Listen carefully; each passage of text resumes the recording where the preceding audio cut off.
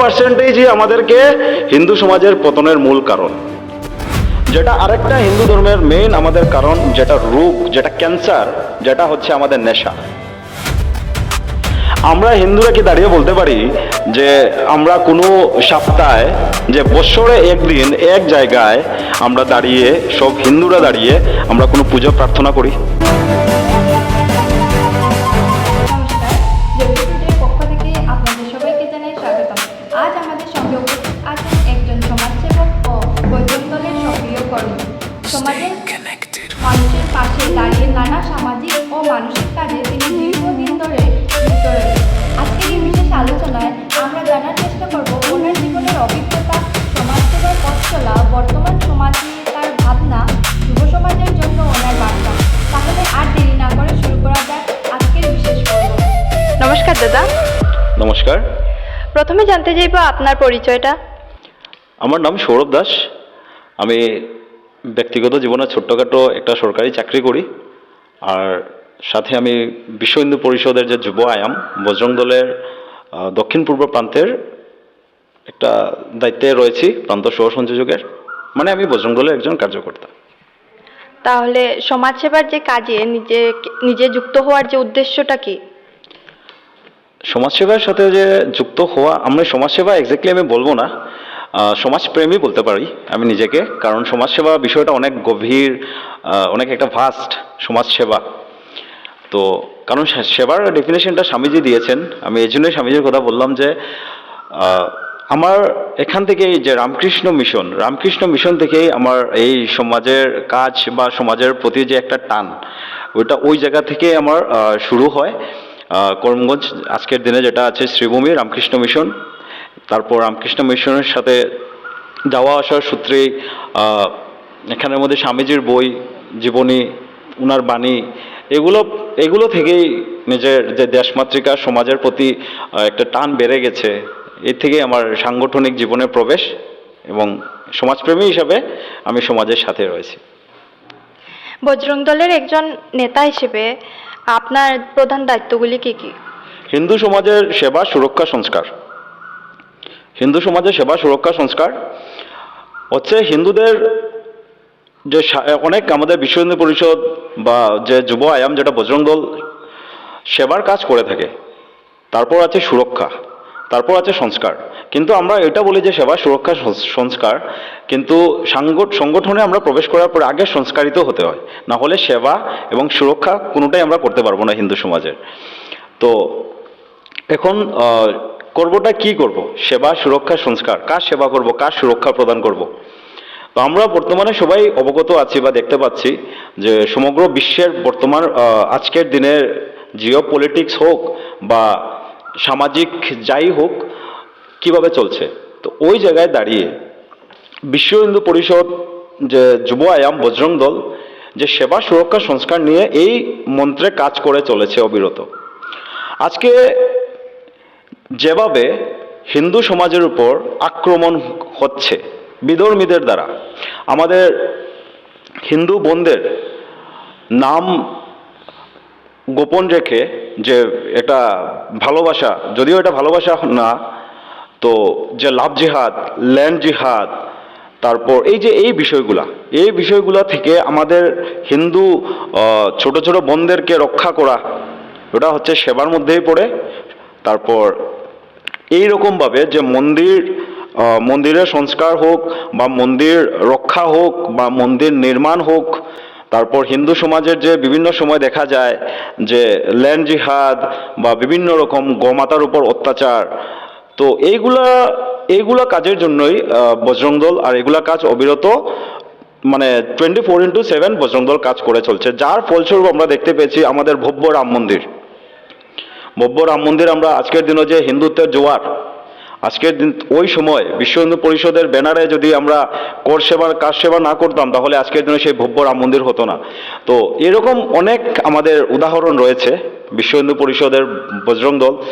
তাহলে যদি আমরা আরও সেবার বিষয়টা যদি দেখি, আজকের দিনে আপনারা গুগল করে দেখতে পারেন যে ভারতবর্ষে যদি সবচেয়ে বেশি যদি কোনো সংস্থা, কোনো সংগঠন যদি ব্লাড ডোনেশন করে থাকে, তাহলে কিন্তু বজরং দল। আমরা যে আসাম আর এই যে মিজোরাম যে একটা বর্ডার কনফ্লিক্ট হয়েছিল আজ থেকে 3-4 বছর পূর্বে, ওই সময় যখন আসাম পুলিশের জওয়ানরা যখন মিজোরামের সাথে যখন গোলাগুলি হয়, তে যারা আহত হন ওনারা মেডিকেল পৌঁছার পূর্বেই আমাদের বজরঙ্গি ভাইয়েরা মেডিকেলে পৌঁছে যান ব্লাড রক্ত দান করার জন্য। তো এটাই আমরা কোনো মানে ক্যামেরার পেছনে কাজ করি, প্রচার থেকে অনেকটা আজকের দিনে সামাজিক মাধ্যম মানুষকে অনেক ইন্সপায়ার হয় যে একটা ব্লাড ডোনেশন ক্যাম্প হোক বা কোনো কাজ থেকে, তো অ্যাকচুয়ালি সংগঠন ক্যামেরার পেছন থেকে কাজ করে যায়, যার ফলস্বরূপ আমরা আজকের দিনে যদি দেখি কলকাতার যে বর্তমান পরিস্থিতি। খুব সুন্দর। বর্তমানের সময়ে হিন্দু সমাজের উদ্দেশ্যে যে বড় চ্যালেঞ্জ কি বলে আপনার মনে হয়? আমাদের হিন্দু সমাজের কাছে চ্যালেঞ্জ যেটা হলো, আমাদের শাস্ত্র কোনো জ্ঞান নেই, আমাদের শাস্ত্রের কোনো জ্ঞান নেই। শাস্ত্র এবং শস্ত্র দুটোই আমাদের জানা প্রয়োজন, কারণ আমরা শাস্ত্র যদি না জানি তাহলে আমাদের নিজের সংস্কৃতিটা হারিয়ে ফেলব, এবং শস্ত্র যদি আমরা উঠাতে না জানি তাহলে বাংলাদেশের প্রধানমন্ত্রী খাওয়ার সময় পাননি। তো তো তার জন্য আমাদের শাস্ত্র এবং শস্ত্র এই হিন্দুদের, কারণ আমাদের প্রধানমন্ত্রী বলেছিলেন, কারণ অনেক বিচক্ষণ ব্যক্তি আমাদের মাননীয় প্রধানমন্ত্রীজি, উনি আত্মনির্ভর ভারতের কথা বলেছেন, কিন্তু এটা আমি ব্যক্তিগতভাবে আত্মনির্ভর সুরক্ষা, এই যে হিন্দুদের আত্মনির্ভরতা, যে প্রশাসনের উপর ভরসা করে যে আমাদের যে আজকের দিনের হিন্দু সমাজ, ওইটা যাতে না হয়। কারণ উনি বলেছিলেন যে আত্মনির্ভর ভারত আমাদের হিন্দুদের বুঝতে হবে, বিশেষ করে আমাদের যুবক ভাইদের বুঝতে হবে, ওটা আমাদের আত্মনির্ভর হিন্দুদের সুরক্ষা আমাদের নিতে হবে।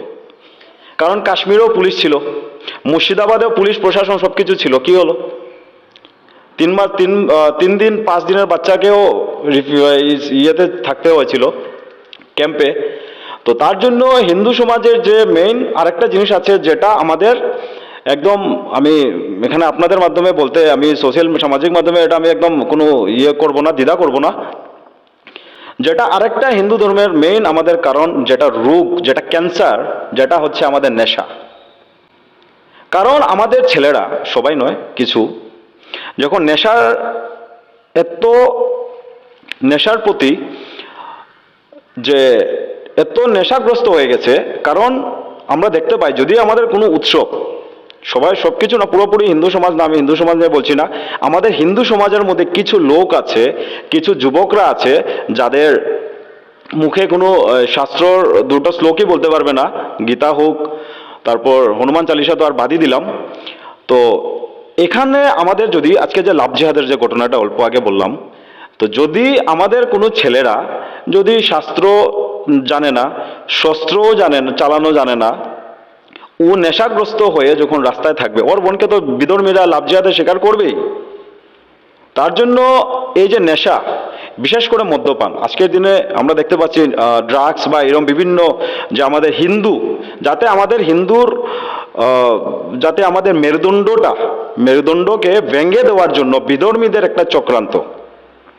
কিন্তু এই চক্রান্তটা আমাদের আসামের মাননীয় মুখ্যমন্ত্রী যেভাবে ওনার নেতৃত্বে আসাম পুলিশ যেভাবে আমাদের যুব সমাজকে বাঁচাতে, মানে সরকার প্রশাসনের হিসেবে যুব সমাজ, কিন্তু আমাদের চোখে যুব সমাজ ঠিকই আছে, কিন্তু আমাদের হিন্দুদের একদম, মানে যাতে হিন্দুরা শেষ হয়ে যায়, কারণ ওরা যখন হিন্দু গ্রামে আক্রমণ করবে, যাতে আমাদের হিন্দু ছেলেরা নেশাগ্রস্ত হয়ে থাকবে, ওই সময় ও নিজে দাঁড়াতে পারবে না, ও নিজের পরিবারকে, নিজের বোনকে কিভাবে রক্ষা করবে, এটা বিধর্মীদের চক্রান্ত।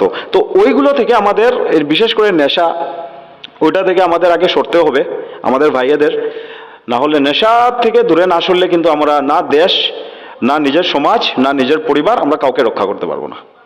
কারণ বিধর্মীরা যেভাবে চক্রান্ত করছে, ওদের টার্গেট 2047-এর মধ্যে ভারতকে একটা, ওদের মতে কি একটা রাষ্ট্র বানাতে চাইবে, কিন্তু এটা সম্ভব না। সরকারের কাজ সরকার করবে, বজরং দলের কাজ বজরং দল করবে। তো এটার জন্য ওটাই বলবো আমি যুব সমাজকে, যে আজকের দিন আমরা সবাই জানি যে বজরং দল হচ্ছে হিন্দুদের এটা মানে আর্মি বলা যায়, একটা ডিসিপ্লিন, একটা সংগঠন। বজরং দল এটা রাষ্ট্রীয় স্বয়ংসেবক সংঘের এটা আয়াম, বিশ্ব হিন্দু পরিষদের যুব আয়াম যেটা বজরং দল। যুব সমাজ যারা বলবো, যাদের বয়স 18 থেকে 35-40 আছে, সবাই বজরং দলে জয়েন করুন। হিন্দু সমাজের সাথে সাথে নিজেরও শক্তি বাড়বে। কারণ আজকে আমি নির্দ্বিধায় বলতে পারি আমার কোনো পরিচয় নেই। আজকে আপনারা এসছেন আমার কাছে একটু আলাপ আলোচনা করতে, এই যে বিষয়টা, ওইটাই কিন্তু আমাকে সংগঠনের মাধ্যমেই আমার পরিচয়। আমার ছাত্র জীবনে আমার এবিইপির মাধ্যমে আমার পরিচয়, তারপর আমার এই বিশ্ব হিন্দু পরিষদ এবং বজরং দলই আমাকে পরিচয় দিয়েছে। তার জন্য আমি সংগঠনের কাছে আমি চিরঋণী থাকব। তো ওইটাই থাকবো যে সবাই যুব সমাজ যারাই আছেন, আমাদের রাষ্ট্রীয় স্বয়ংসেবক সংঘ, বিশ্ব হিন্দু পরিষদ, বজরং দল বা অখিল ভারতীয় বিদ্যার্থী পরিষদ, এরকম রাষ্ট্রবাদী সংগঠনের সাথে যোগদান করলে শরীর মন সবকিছু ভালো থাকবে, এতে সমাজও সুরক্ষিত থাকবে। বজরং দলের কাজ নিয়ে অনেক বিতর্ক হয়, আপনি এইসব সমালোচনা কিভাবে সামলান? বজরং দল বিতর্কের মধ্যে যায় না, বা এমন বিতর্কিত কোনো কিছু হোক ওই জায়গায় বজরং দল যায় না। এখন যদি বলেন কোনো হিন্দু মেয়েকে রাস্তার মধ্যে ওকে যদি কোনো এই কি বলবো, যদি কেউ বিরূপ খারাপ মন্তব্য করে থাকে কোনো হিন্দু মেয়েকে, কিন্তু আমরা সকল নারীকে আমরা সম্মান করি, আমাদের মা এবং বোনের চোখে দেখি, কিন্তু তবুও বলবো যেহেতু আমরা একটা হিন্দু সংগঠন, যদি আমাদের কোনো বোনকে রাস্তায় দাঁড়িয়ে অপদস্থ হতে হয় বিধর্মীদের দ্বারা, বা আমাদের হিন্দু বোনদের উপর যে এটা এই যে একটা লুলুপ দৃষ্টিতে যে বিধর্মীরা যারা দেখে, ওই জায়গায় যদি প্রতিবাদ করা, যদি বিতর্কের যদি কেন্দ্রবিন্দু হয়, তাহলে আমরা সেই বিতর্কে যেতে রাজি।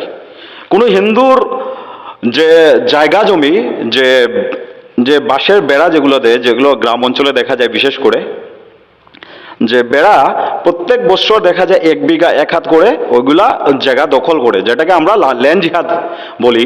যখন ওই হিন্দু পরিবারকে যখন প্রতিবাদ করে, ওই সময় যারা বিধর্মীরা যখন ওদের উপর কোনো আক্রমণ করে, কোনো অত্যাচার করে, ওই সময় ওই হিন্দুর পাশে দাঁড়ানো, ওই হিন্দুর একটা শক্তির কেন্দ্রবিন্দু হওয়া যদি কোনো বিতর্কের কথা হয়, তাহলে আমরা সেই বিতর্কে যেতে রাজি আছি।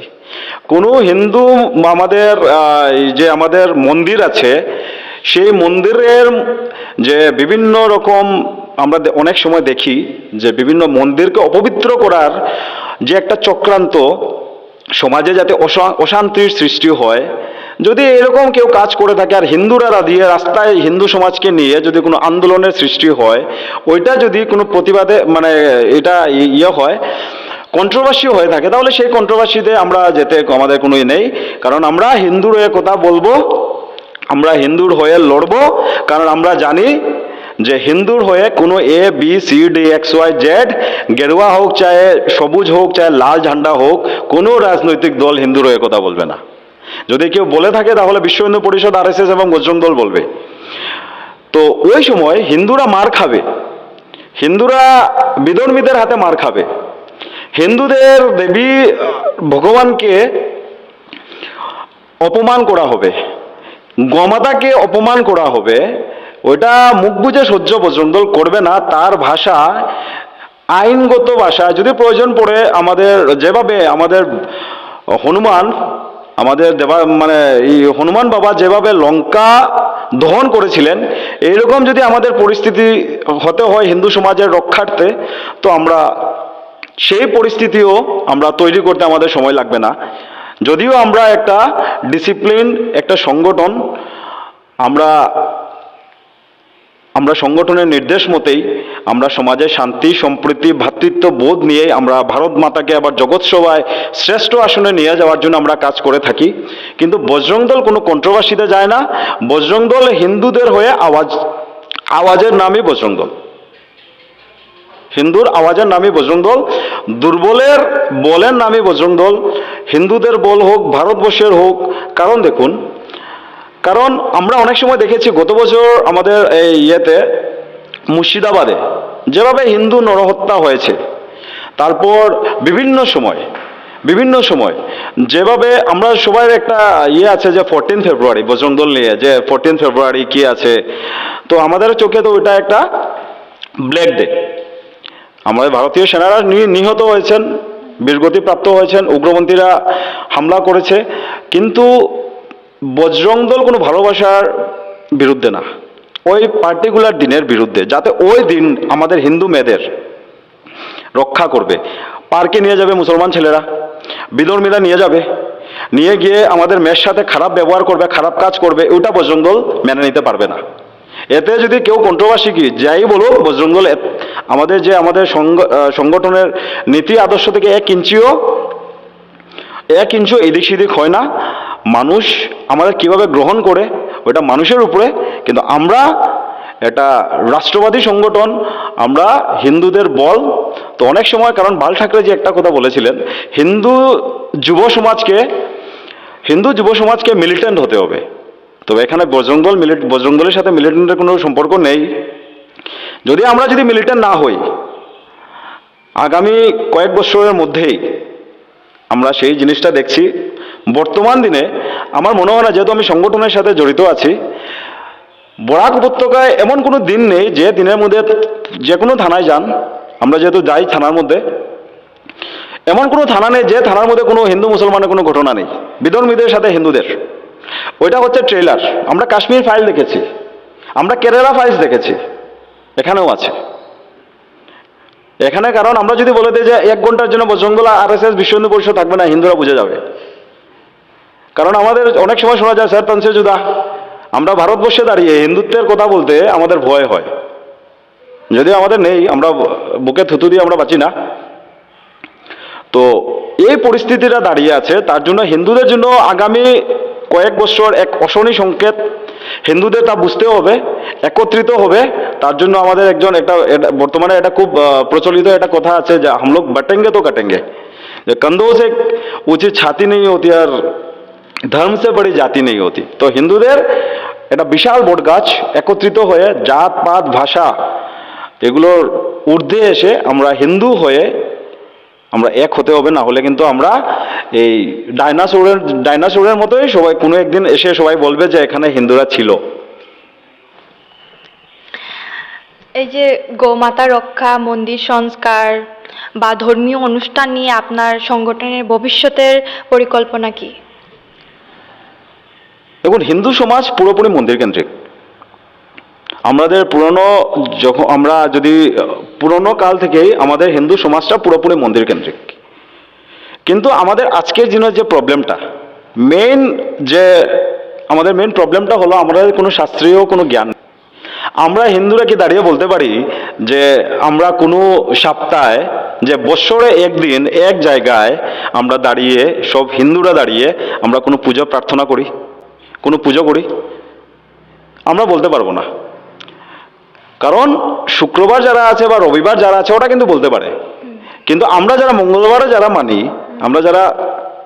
কিন্তু আমরা বলতে পারবো না যে আমরা দাঁড়িয়েও যে আমরা কোনো আমাদের ইষ্ট দেবতা হোক, যে কোনো ভগবানের মন্দিরে দাঁড়িয়ে, সোমবার হোক মঙ্গলবার হোক, যে কোনো বাড়ি, আমরা এক জায়গায় এক হতে পারি না। ওই জায়গার মধ্যে কাজ বজরং দল করে যাচ্ছে, বিশ্ব হিন্দু পরিষদ করে যাচ্ছে তার পদ্ধতিতে। সব জিনিস সবকিছু প্রকাশ্যে আসে না, যার ফলস্বরূপ, যেহেতু মন্দির নিয়ে আপনি কথা বললেন, তো আমি জয়পুরের হনুমান মন্দিরকে নিয়ে বলবো না, এটা তো হয় না। এই যে জয়পুরের যে হনুমান মন্দির, এটা কিন্তু বজরং দলের দৌলতেই বানানো। তো যার জন্য আজ থেকে 4 বছর পূর্বে জয়পুরে হনুমান বাবার পূজা শুরু হয়। আমরা প্রথম 2 বছর প্যান্ডেল করে পূজা করি, 3য় বছর বাবার মন্দির হয়ে যায়। এই বছর আমরা বাবার জন্মোৎসব পালন করলাম। এটা বাবার মন্দিরে দ্বিতীয়, না হলে জয়পুরে 4র্থবারের মতো আমরা বাবার পূজা করি। তো ওইগুলো কাজ বজরং দল করে যাচ্ছে। আজকে যার ধরুন আমি একদম নিশ্চিন্তভাবে বলতে পারি যে জয়পুরের মধ্যে মনে হয় না পুরো জয়পুরের মধ্যে 200-100 মানুষ ভালো করে হনুমান চালিসা বলতে পারবে। আজকের দিনে দাঁড়িয়ে জয়পুরের মধ্যে অনেক এত বড় বাচ্চার থেকে অনেক বয়স্ক ভদ্রলোক, ভদ্র মহিলা, ঠাম্মা, দাদু, অনেক মানুষ আসেন। সবাই দাঁড়িয়ে আমরা হনুমান চালিসা পাঠ করি, সমবেত শ্রী হনুমান চালিসা পাঠ করি। তো ওইটাই হচ্ছে বজরং দলের কাজের প্রভাব, যে কিভাবে বজরং দল একটা জায়গাতে হনুমান মন্দির নেই, 1 বছরের মধ্যে একটা একটা সিচুয়েশন একটা ক্রিয়েট করে একটা পুরোপুরি ধর্মীয় পুরো 1 বছর মন্দির যে একটা ভাব, একটা হিন্দুত্বের জাগরণের কেন্দ্র, তো এটা একমাত্র সংঘ পরিবার বা বিশ্ব হিন্দু পরিষদ বজরংদলী করতে পারে। যার ফলস্বরূপ এখন বললাম যে আমাদের পরিকল্পনাটা কি। আমাদের কোনো পরিকল্পনা এটা নেই যে রামনবমীর সময় এটা 1000 ডিজে বক্স নিয়ে র্যালি করা, ওটা আমাদের কোনো উদ্দেশ্য নেই। দরকার আছে শক্তি যদি থাকে তাহলে শক্তি প্রদর্শন, না হলে অন্যরা কিন্তু আমাদের কাফের ভাবে শক্তি প্রদর্শন দরকার আছে, ওইটা আমাদের দরকার আছে। আমাদের যে মন্দির, আমাদের হিন্দু সমাজের একটু খেয়াল করে দেখবেন, কমিটির লোক ছাড়া বা বিশেষ কোনো অকেশন, যদি কালী পূজা থাকে, বিশেষ করে কালী মন্দির যেহেতু গ্রাম এলাকায় তেমন কোনো পূজা পাঠ হয় না। আমরা আগের দিনে দেখতাম যে সাপ্তাহিক একটা কীর্তন হতো যে কোনো মন্দিরে, আমাদের ঘরের সামনে যেগুলো মন্দির থাকতো। আজকের দিনে সেগুলো বন্ধ হয়ে গেছে, আজকের দিনে তেমনটা হয় না, অনেক জায়গায় বন্ধ হয়েছে, অনেক গ্রামের মধ্যে এগুলো চলছে। তো আমাদের হিন্দুত্বের যে মেন, যেগুলো আমাদের আজকে ছোট ছোট বাচ্চারা, নিজের ধর্মীয় কোনো পরিবেশ নেই, কেউ আমরা ভগবান রামচন্দ্রের মায়ের নাম কি বাবার নাম কি কেউ বলতে পারবে না, কেউ বলতে পারবে না। তার জন্য আমাদের কি প্রয়োজন, আর আমাদের সমাজে হচ্ছেটা কি? দেখুন, আমাদের ঘরের সামনে যেগুলো মন্দির আছে ওইটার না সংস্কার, আমরা সরকারের উপর বিশেষ করে ভরসা করেছি, মানে করা শুরু করে দিয়েছি। মেইনলি আমি এটা নিজে উপলব্ধি করি, যেগুলোই আমার মানে মন্তব্য, এটা আমার পুরোপুরি ব্যক্তিগত, ওটার সাথে আমার সংগঠনের কোনো ইয়ে নেই। আমি এটা উপলব্ধি করি কারণ আমি একদম স্ট্রেট ফরওয়ার্ড কথা বলি। আমাদের যেগুলো মন্দির আছে, যদি কোনো একটা কালী মন্দির থাকে, বিশেষ করে ওই কালী পুজোতেই একটু বড় করে পুজো পাঠ হবে, না হলে সেই কালী মন্দিরে দেখবেন কমিটির লোকই যায় না, ভালো করে যে একটা কমিটি থাকে কমিটির লোকই যায় না। তো এইগুলো থেকে আমাদের বেরোতে হবে। এখানের মধ্যে আমাদের সাপ্তাহিক কোনো মিলন কেন্দ্র হোক বা যে কোনোভাবে ধর্মীয় একটা পরিবেশ সৃষ্টি করতে হবে, ওইটা স্থান কাল পাত্রে হিসাবে আমাদের শুরু করতে হবে, না হলে আমাদের মন্দির রক্ষা আমরা সম্ভব না। দেখুন, মন্দির বানানো কোনো বড় ব্যাপার না, মন্দিরটাকে পরিচালিত করা হচ্ছে সবচেয়ে বড় ব্যাপার। এখন কথা হলো যে মন্দিরটা রক্ষা কিভাবে হবে। দেখুন, আমরা মন্দিরটাকে যারা যুবক ভাইয়েরা আছি, কিছু ভাইয়েরা আছে যারা একটু গেমের মধ্যে এডিক্টেড, আমরা কি করে মন্দিরের মধ্যে বৃষ্টি আসলো, এগুলো আসলো, এখানে বসে আমরা ফ্রি ফায়ার বা এগুলো গেম খেলতে থাকি। তো এগুলো না করে যদি আমরা একটা ধর্মীয় পরিবেশ যদি আমরা সৃষ্টি করি, বা আমার সংগঠন যদি, কারণ দেখুন, সংগঠন চাইলে সব কিছু করতে পারবে না, সংগঠনের দ্বারা সম্ভব নয়। কারণ হিন্দু সমাজই হচ্ছে সংগঠনের মেন চালিকা শক্তি। হিন্দু সমাজ, সেই ঘুমন্ত হিন্দু সমাজের আজকের দিনে দায়িত্ব বা আমাদের যে এই হিন্দু সমাজের কর্তব্যটা কি জানেন? কোনো অষ্টপ্রহর কীর্তন, 16 প্রহর কীর্তন বা কোনো পুজোতে কি হচ্ছে, যখনই দুপুর 12টা থেকে 1টা 1:30 2টোর মধ্যেই আমরা সবাই গড়ির মধ্যে মোবাইলের মধ্যে আমরা টাইম দেখা শুরু করে দিই। কখন খিচুড়ির গন্ধটা আসছে বা তরকারি আসছে, এই সম্বাস হয়েছে, এখানে শুরু হবে খাওয়া, প্রসাদ বিতরণটা শুরু হবে। তো এই যে হিন্দু সমাজ, এই হিন্দু সমাজকে পারবে নিজের যে মন্দিরে কীর্তনটা হচ্ছে এই মন্দিরে রক্ষা করতে? যদি মন্দির রক্ষা করার ক্ষমতা না থাকে, তাহলে আমার মনে হয় না যে পূজা পাঠ করে কোনো লাভ। কারণ খুদ গৌরাঙ্গ মহাপ্রভুকে বেত্রাঘাত হতে হয়েছিল এক মৌলবীর কাছে। আমি আমার জানা মতে, শাস্ত্র অল্প অল্প পড়েছি, জানা মতে আমি, যে যদি গৌরাঙ্গ মহাপ্রভু যিনি বলেছিলেন যে দুনিয়াতে আছে যত নগর গ্রাম সর্বত্র প্রচারিবে মোর নাম, উনাকেও বেত্রাঘাত সহ্য করতে হয়েছিল। তার জন্য আমাদের হিন্দু সমাজ শুধু খিচুড়ি, ক্যারি ব্যাগ, টিফিন কেয়ারের বাটি, ওইগুলো থেকে বেরোতে হবে। মন্দিরে ঘন্টা বাজানোর হিন্দুর অভাব নেই, কিন্তু মন্দির বাঁচানোর হিন্দুর অভাব। আর এই মন্দির বাঁচানোর কাজটা করে সংঘ পরিবার, বিশ্ব হিন্দু পরিষদ, বজরং দল। তো আমাদের বিভিন্ন যে আমাদের কেন্দ্রীয় স্তরের বা যখন আমাদের মন্দির বা আমরা বিভিন্ন রকম, দেখুন মন্দিরের কাজ তো পুরোহিত বা শাস্ত্র এগুলো করে থাকে, তবে একটা জিনিস আমাদের হওয়া প্রয়োজন, যে আমাদের কিছু জিনিস সংস্কার করা দরকার। আমরা যদি দেখি যে, কারণ কি- বলার অনেক কিছু থাকে। দাঁড়ান, কি কি সংস্কার করা দরকার? সংস্কার দেখুন, আজকে দেখুন যে কোনো হিন্দু পূজা মার মূর্তি সামনে রয়েছে, কিন্তু গান বাজছে কি জানেন? হ্যাঁ, এক বোতল পিলাই তোকে নেশা চেরাবো। তো ওই যে হিন্দু সমাজ, আমরা নিজের মা এসছেন, বিদায়ের সময় দেখবেন আমরা নেশাগ্রস্ত হয়ে মাকে আমরা বিদায় দিই। তার জন্য হিন্দু সমাজের এই অবস্থা।